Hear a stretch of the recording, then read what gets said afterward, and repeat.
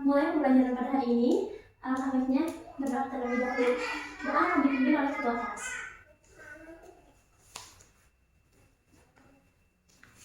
Selamat pagi anak-anak. Bagaimana kabar hari ini? Alhamdulillah. Kita semua dikumpulkan dalam keadaan sehat walafiat.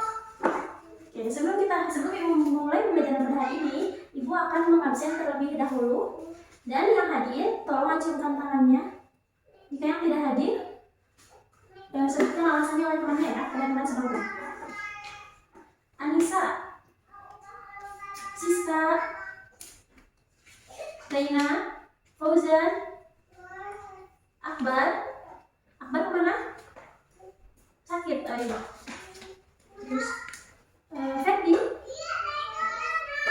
rekan yang tidak hadir hari ini karena sakit, semoga tetap sehat dan bisa mengikuti pembelajaran Ibu di kemudian hari ini, minggu selanjutnya. Seperti yang Ibu sebutkan pada minggu sebelumnya, Ibu minggu ini akan menyampaikan tentang hukum ilmu tajwid bersamaan dengan isi kandungan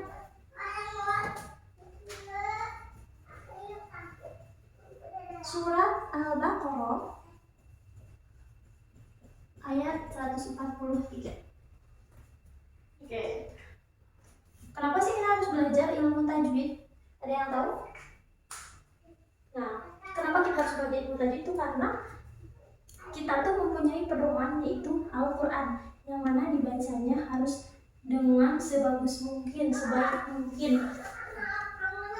Itu ada dalam ilmu tajwid, hukum, cara membaca yang benar, bagaimana, itu ada di dalam ilmu tajwid. Mempelajari ilmu tajwid itu hukumnya fardu kifayah, tetapi melaksanakannya atau menggunakan itu adalah fardu ain. Tetapi kita tidak akan bisa menggunakan tanpa mempelajari. Makanya kita harus mempelajari terlebih dahulu supaya bisa membaca Al-Quran dengan baik dan benar. Oke, selanjutnya yang dimaksud hukum dan mati, hukum ilmu tajwid di sini yang dimaksud adalah hukum dan mati dan tanwin.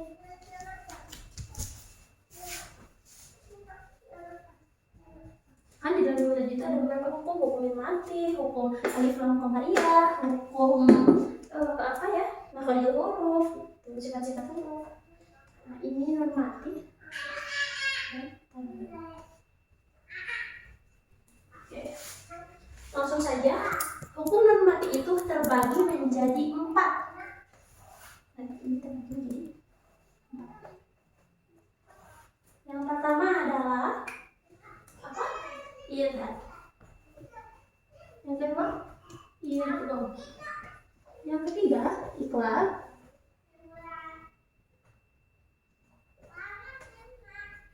Dan yang keempat adalah ikhfa. Mulai dari pembahasan yang pertama, yaitu idhar. Idhar artinya jelas. Jelas yang dimaksud di sini jelas apa sih? Karena ini hukum nun mati dan tanwin, jelasnya itu adalah jelas membaca nun mati dan tanwinnya jika bertemu dengan salah satu huruf idhar. Huruf idhar ada berapa? Ada 6. Yang pertama hamzah, ha, ain, lim, kha. Nah, ini adalah huruf idhar yang 6 itu. Maka dari itu, jika mereka atau ke-6 huruf ini bertemu dengan nun mati atau tanwin, maka dibacanya harus jelas. Contohnya,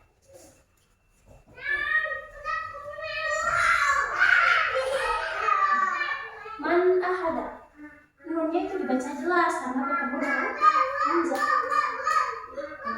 Terus yang tanwinnya masyhur. Nah, ini juga tanwinnya dibaca jelas karena bertemu dengan hamzah. Oke, ngerti?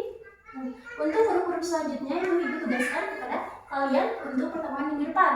Nah, untuk selanjutnya juga Ibu akan memberikan satu contoh untuk satu huruf. Nah, sisanya oleh kalian. Yang kedua sekarang pembahasannya adalah idghamnya itu artinya memasukkan apa? Memasukkan nun mati dan tanwin kepada huruf idgham waw yang 6. Apa itu? Ya, mim, waw. Nah, tetapi di sini huruf idgham itu terbagi menjadi 2. Karena idghamnya ada 2 bagian. Yang pertama idgham biguna. Nah, yang kedua idgham bila guna.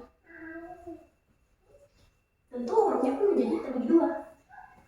Yang 4 itu biguna, menggunakan guna. Oh ya, bila guna 2 tidak menggunakan guna. Contohnya yang ini. Mayakulu. Ini karena ini memasukkan, jadi suara nun yang nggak kelihatan, tapi dimasukin ke iya. Jadi mayakulu, tidak mayakulu. Nah, yang kedua itu bila guna. Contohnya apa ya? Walam yakullahu. Nah, ini tetap sama dimasukkan ke dalam huruf si huruf siswa dan matinya, tetapi tidak menggunakan gunah seperti yang digunah ini.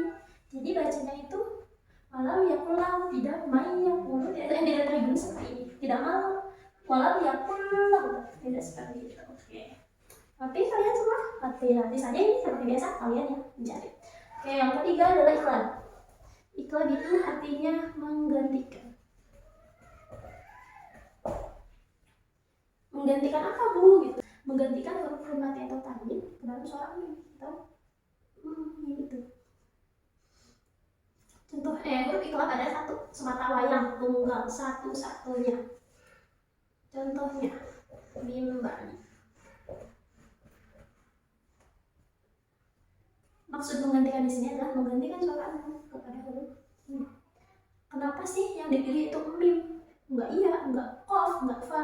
Karena mim menyerupai nun dalam sifatnya, yaitu apa? Tawasud, dan menyerupai ba di dalam makhrajnya, yaitu siapa? Saya. Makanya digantikannya ke mim. Jadi bacanya mim ba'di, tidak mim ba'di atau mim ba'di, tetapi mim ba'di. Oke, mengerti kalian semua? Jika tidak mengerti, coba dipelajari, lihat dulu ke bawahnya. Ngerti semuanya? Oke, alhamdulillah kalau yang mengerti ya.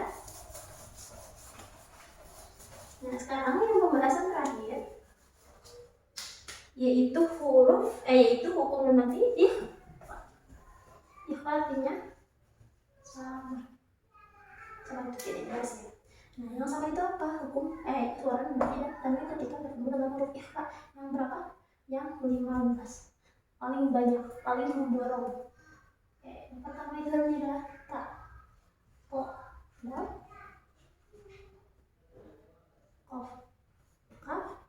Terus sisanya itu sin, shin, sled, bet, po, lo, fa, jim, zai, fa, 1, 2, 3, 4, 5, 6, 7, 8, 9, 10, 11, 12, 13, 14, 15.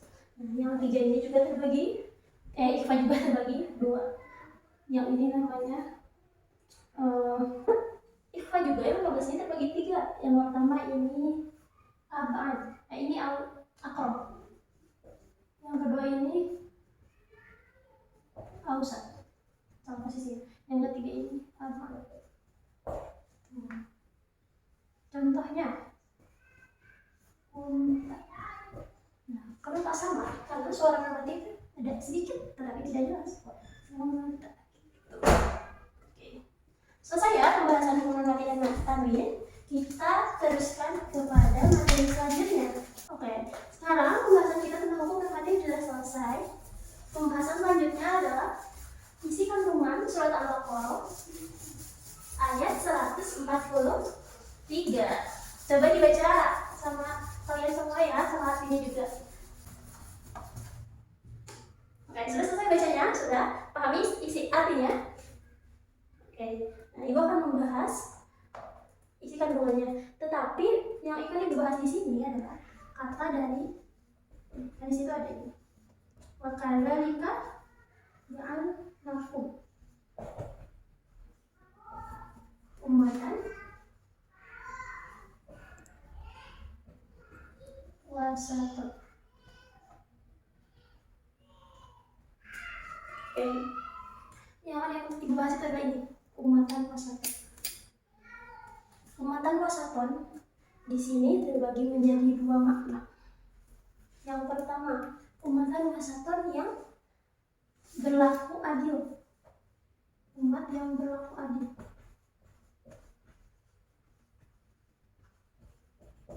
Adil di sini pun memiliki 3 makna. Yang pertama, proporsional. Yang kedua, kesamaan. Dan yang terakhir, yaitu keseimbangan.